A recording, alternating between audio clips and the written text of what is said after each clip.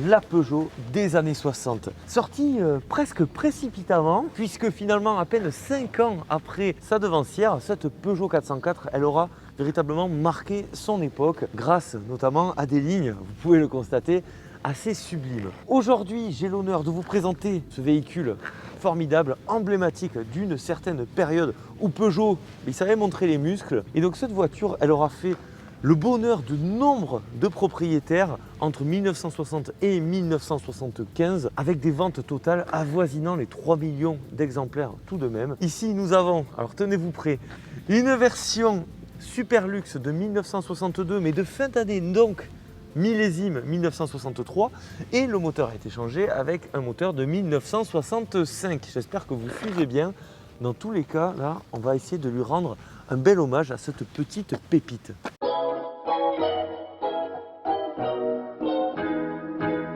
Nous sommes dans un lieu exceptionnel, Gujan-Mestras, la capitale de l'huître. Je crois que ça se voit d'ailleurs. Ça sert à attraper les huîtres. Bon, c'est pas forcément le sujet du jour. En plus, ça me dégueulasse les mains. Mais vous l'aurez compris, vous avez le bassin juste derrière là. Bon, pour tourner, on s'était mis un peu à l'abri, mais vous avez ces petits cabanons. Je me sens presque Stéphane Plaza dans l'âme. Bon, vous inquiétez pas, on va quand même revenir sur le sujet principal. Ce modèle absolument incroyable, mythique. L'une des premières Peugeot modernes vraiment marquantes. On va revenir quelques années avant le lancement de ce 404, plus précisément en 1955.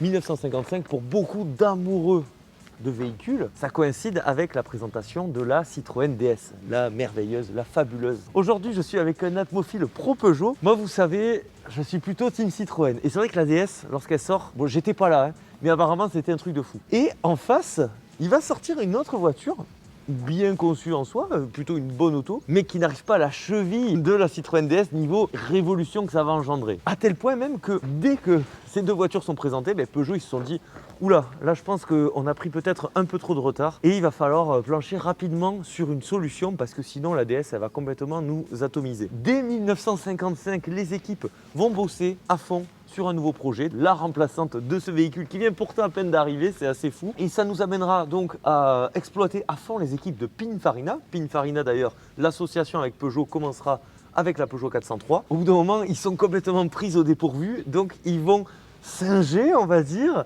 des véhicules déjà existants. Je pense à la Fiat 1800, la Fiat 2100, mais aussi l'Austin A99 Westminster. Et tout ça, en 3 mois, finalement, ils auront réussi à nous faire le croquis, le portrait définitif de cette Peugeot 404. C'est pas mal parce que comme quoi, des fois, on se dit dans la précipitation, on peut faire des erreurs. Pour le coup, ici, c'était plutôt une réussite. Contrairement à la 403, ici, on est sur une rupture totale niveau style.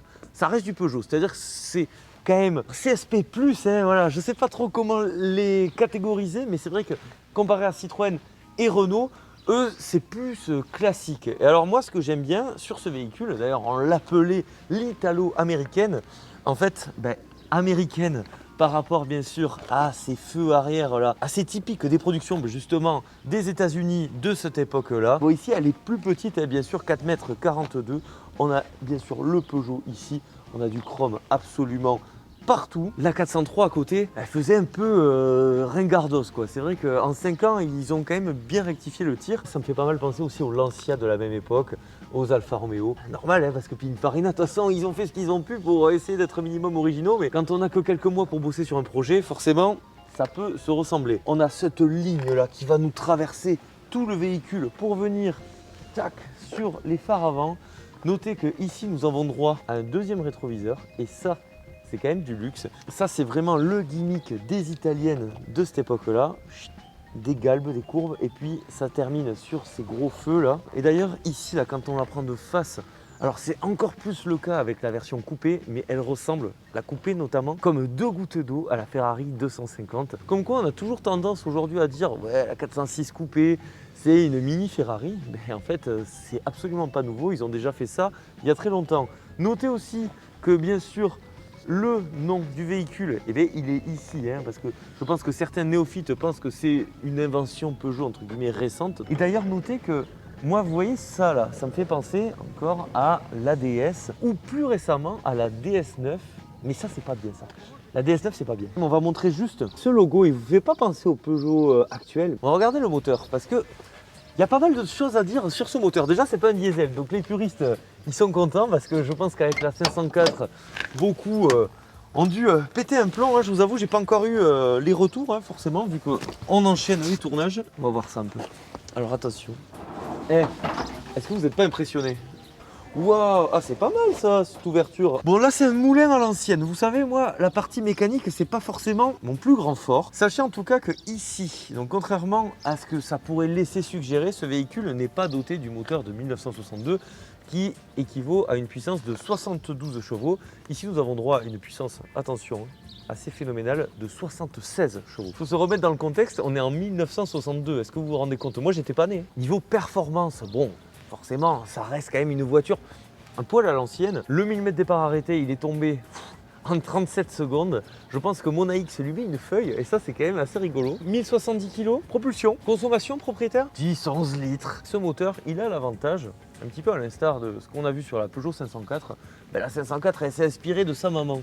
Et donc sa maman, elle avait déjà un très bon moteur, très solide. En tout cas, ce qu'on peut constater, c'est qu'il y a une accessibilité moteur assez phénoménal et même ici je vois pas de rouille quoi, même dans la baie moteur, mais il y a une odeur d'ancien véhicule que je trouve hyper agréable. Ah, le ventilo jaune il est exceptionnel. Vous avez vu, j'ai fait attention. On va quand même s'installer à bord et tester ces sièges qui ont l'air d'être d'un moelleux assez incomparable. Alors attention, garnissage des portes.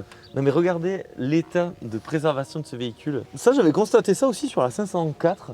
Le seuil par contre il est hyper haut. Sans déconner, on dirait sur les 4x4 là, c'est marrant. Hein. Bon allez, je m'installe. Donc le toit ouvrant qui fait tellement plaisir. Moi le premier point que je trouve un peu perturbant, il y en a même plusieurs. Déjà j'ai l'impression d'être décalé par rapport au volant. Le propriétaire me dit oui, donc ça c'est un peu particulier. C'est-à-dire que le volant il est à ma droite. Vous voyez, moi je suis là. Idéalement je l'aurais là le volant, sauf que non. L'autre point, c'est qu'il n'y a pas de ceinture. Le petit logo Peugeot là avec ce volant. Par contre, c'est fou à quel point c'était des gouvernails ces trucs là. Et vous savez, moi j'ai le permis bateau en plus, donc ça me fait même pas peur. Sinon, donc on a une instrumentation assez rigolote quand même. C'est vrai que j'ai pas forcément l'habitude de voir ça avec eau, carburant, ampères, l'heure, la petite montre trop mignon. Ah mais ça c'est putain, ça y est sur toutes les voitures anciennes, c'est Saint-Christophe ou je sais pas quoi. C'est lui, ouais. C'est Saint-Christophe. Ouais. Ah yes. Ouais, bien sûr, hein, petit standard. Waouh. Il est loin quand même. Hein. Bon voilà, il fallait pas tout cramer en mettant ça. Ce qui est sympa aussi, c'est qu'on a un énorme accoudoir, vous voyez, ici là, qu'on peut relever, mais ça sert à rien en fait. Donc il faut le garder ici. De toute façon, il n'y a pas de ceinture, tout ça, on s'en fiche. Attention devant vos yeux ébahis. Waouh. Voilà. Donc merci au propriétaire, c'est adorable. Non, je rigole. Hein. De toute façon, je vois pas ce que je ferais de ça dans la Mazda, ça prendrait la moitié du siège. Ce qui est aussi marrant bien sûr, c'est cette radio. Bon, c'est plus ou moins d'origine. Alors les puristes calmos, parce que je vous connais. Ici aussi. Waouh. Je suis assez perturbé par ce décalage avec le volant. On verra en conduisant. Aussi, ce qui est rigolo, c'est que la clé, elle se met à gauche. Et est-ce que c'est comme la 504, les trucs inversés, genre clignot à droite? Exactement pareil. Ah ouais, c'est comme sur la 504. Oh là là, ça me stresse. Je me dis, mais elle est où la boîte de vitesse? Ben oui, forcément, elle est là. C'est une autre époque, forcément. Hein. 62. 62, elle a quel âge du coup? Elle a 62. Elle a 62 ans. Putain. Incroyable. Je vais tester les places arrière, tiens. On va voir un peu. Ah. Alors ça. Je suis un petit malin moi, vous avez vu ça? Ça n'a pas le charme des sièges de la 504, mais c'est très bien et puis ça fait clairement le boulot. On a bien sûr encore une fois ce bel accoudoir là, et puis les sièges ils sont d'un confort.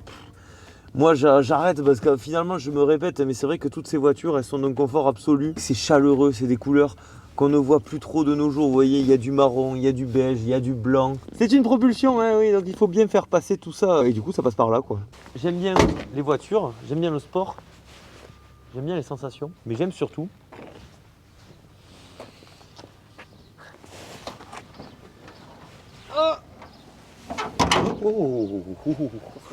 j'ai eu peur. Cette roue de secours intégrée directement. Alors moi là-dessus, je vais être honnête avec vous, j'ai pas eu le volume. J'ai cherché, mais c'est vrai que les gens souvent, il parle de plein de trucs, mais il parle jamais des coffres sur les voitures un peu confidentielles. Confidentielles aujourd'hui, bien sûr, hein, parce qu'à l'époque, c'était pas confidentiel.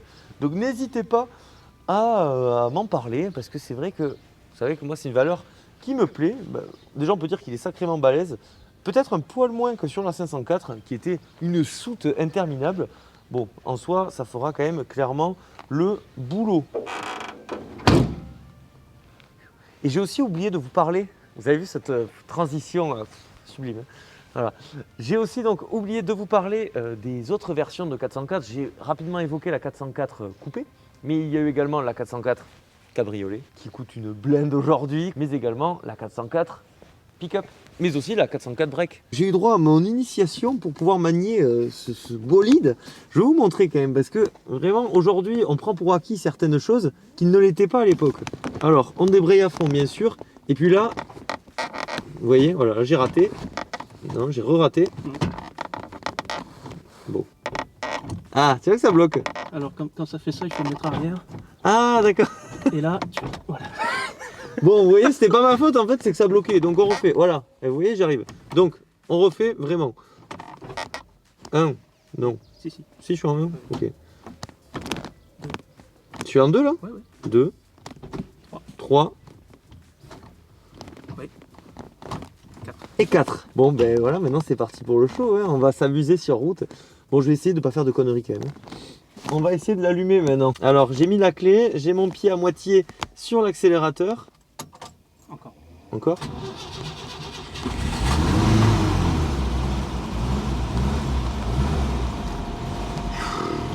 C'est impressionnant quand même. Donc maintenant je vais faire un tour de chauffe. Putain ça pue. Ah putain le frein à main, c'est vrai. Ah on n'avait pas vu ça. Oui.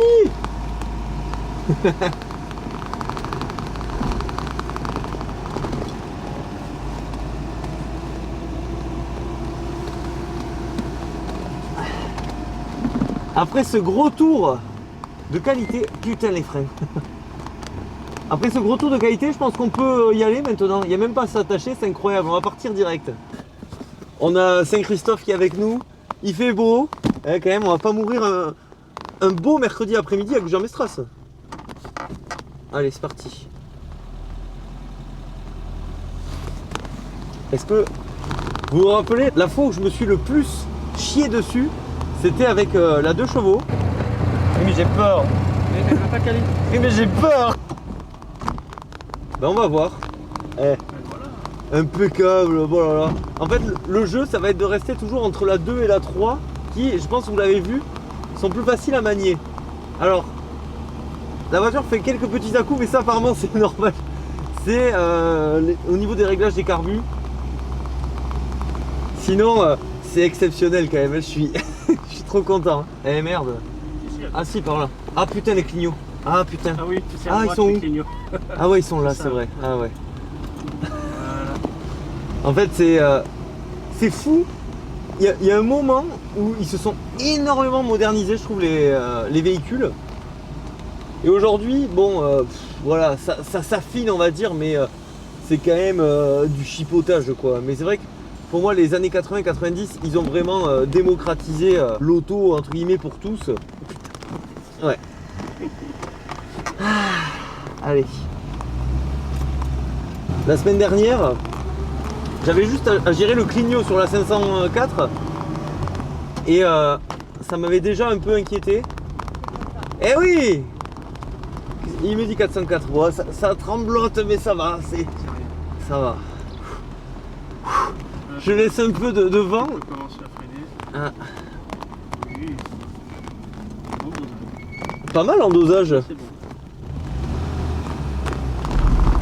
Allez, c'est bon.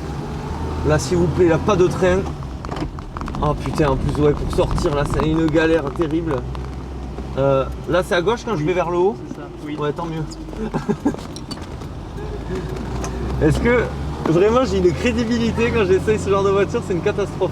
Allez, on respire. Et puis on kiffe, parce que bon, c'est quand même ça normalement avec ces voitures. Merde. Normalement, c'était bien à droite. Ah ouais, j'avoue, putain. En plus, même, hein, non mais en plus je connais. Hein. Non mais on est à Gujan, je connais Gujan-Mestras. La gare de Gujan-Mestras qui est magnifique. Ils l'ont refait, incroyable. Ouais, ils l'ont bien refaite. Alors là, il y a un petit bureau, très convivial. Mais c'est pratique. Allez, troisième. En plus, je me sens hors la loi, du coup, vu que je suis pas attaché. Et encore, toi, elle date de 62, donc tu dois quand même faire des contrôles techniques.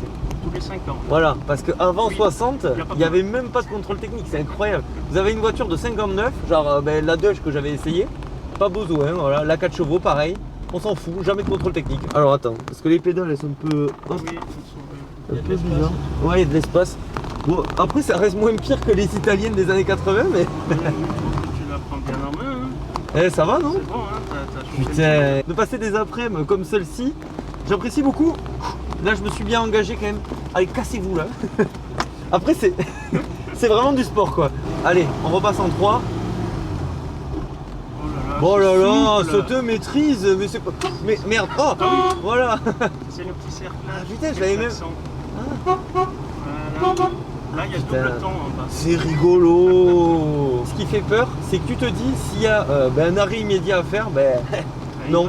Il marche, mais il sera pas immédiat quoi. Des fois la boîte accroche un peu. Quand on est comme ça en ligne droite, qu'il n'y a pas forcément d'obstacle, c'est un régal aussi. Vous voyez, cette voiture, elle est faite pour la route 66. Mais ça, c'est son côté américain. Là, ça c'est la meilleure boulangerie de Gujan. Elle est où? Là, c'est la meilleure boulangerie de Gujan.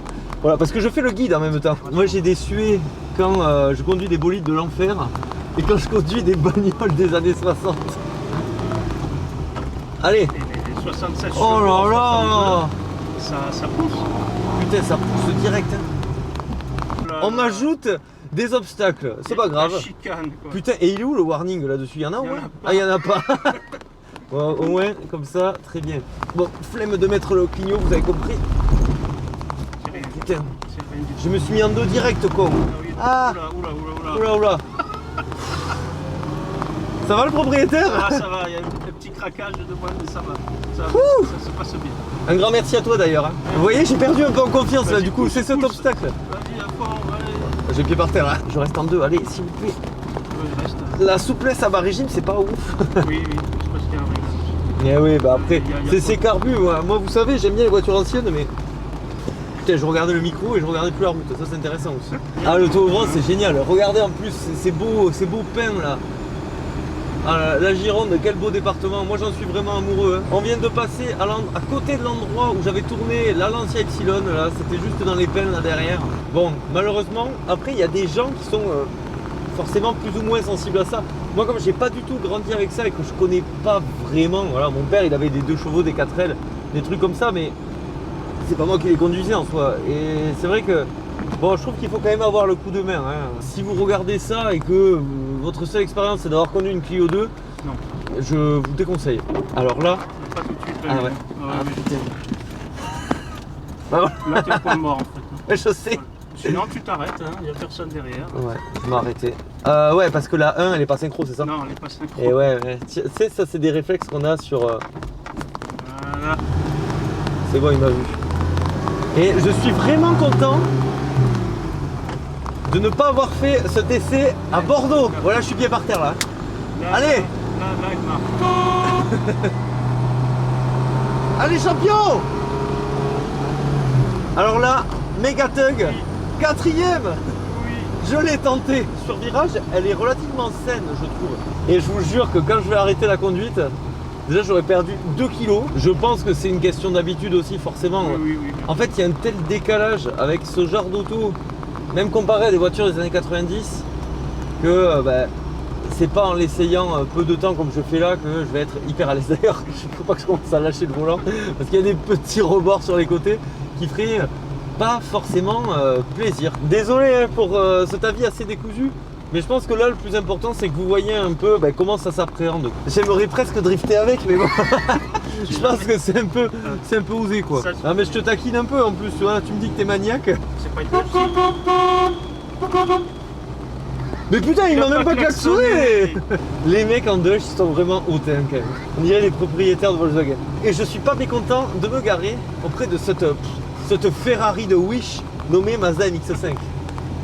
Attention, et là, putain, le frère, mec. Il est pas là, il est de l'autre côté. Ah, mais oui, c'est vrai, je suis con. J'ai été bloqué en plus tout à l'heure. Et voilà, oh là là, ce soleil cuisant. Wow. Heureusement que j'ai pas dû faire de manœuvre non plus parce que... Et franchement, je suis assez fier quand même. Est-ce que je vous conseillerais d'acheter une Peugeot 404? C'est bizarre parce qu'il y a certaines voitures des années 70 que j'ai conduites récemment et ça s'est hyper bien passé. Je pense à la Fiat Ritmo que j'ai essayé il n'y a pas longtemps. Je pense aussi à la Peugeot 504, quand même beaucoup plus moderne de conception. Ici, en fait, le souci, c'est que c'est clairement une 403 recarrossée, entre guillemets, même s'il y a des améliorations, mais la vraie révolution, ça sera plus au niveau de la 504. Et du coup, on est quand même à la préhistoire, hein, comparé à ce qui se fait aujourd'hui, ne serait-ce qu'avec un truc comme cette Mazda MX-5. Là, on est sur une conception de fin des années 80, ça n'a absolument rien à voir. Celle-ci, je l'utilise au quotidien, c'est super. Là, clairement, si vous l'utilisez au quotidien, vous pouvez, mais vous êtes un gros barjot, hein, ça sera quand même pas la vocation principale. En voiture de collection, forcément, c'est cool. En plus, ça a quand même un intérêt dans le sens où la berline, comme celle-ci, elle n'est pas si chère que ça. Ça a coûté 8 000 € à son propriétaire et vous avez vu l'état dans lequel il est magnifique et surtout, il n'a même pas de rouille. En revanche, si vous vous orientez plus sur une version coupée, ça sera un petit peu plus cher. La coupée, moi je la trouve sublime, vraiment, c'est sûrement la plus jolie. De toute façon, moi j'adore les coupées, donc voilà. Mais on sera sur une belle version vers 20-25 000 €. La cabriolet, c'est dans les 40 000. Après, l'avantage de ce véhicule, c'est que c'est quand même assez fiable. Et c'est donc là-dessus, mes chers atmophiles, que cette vidéo se termine. J'espère qu'elle vous a plu. Si c'est le cas, n'hésitez pas à penser au like, à l'abonnement, c'est hyper important. Bon, entre la 504 et la 404, vous l'aurez compris, moi, je repartirai peut-être plutôt avec une 504 parce qu'on a un look toujours sympa. Je pense qu'au niveau look, je préfère celle-ci, mais elle est quand même beaucoup plus moderne de conception. Et vous avez vu mon piètre niveau, je pense que même pour la route, pour le monde, il vaut mieux que j'ai une 504 entre les deux. N'hésitez pas, vous, à me dire laquelle vous préférez et me partager vos retours sur ce joli bolide. Pensez au Patreon et à YouTube rejoindre pour les plus généreux d'entre vous. Malgré tout, le plus important, c'est pas ça, c'est quoi le plus important? Mais c'est de prendre soin de soi, prenez soin de vous. C'était Atmo, je vous dis à la prochaine. Bisous, ciao.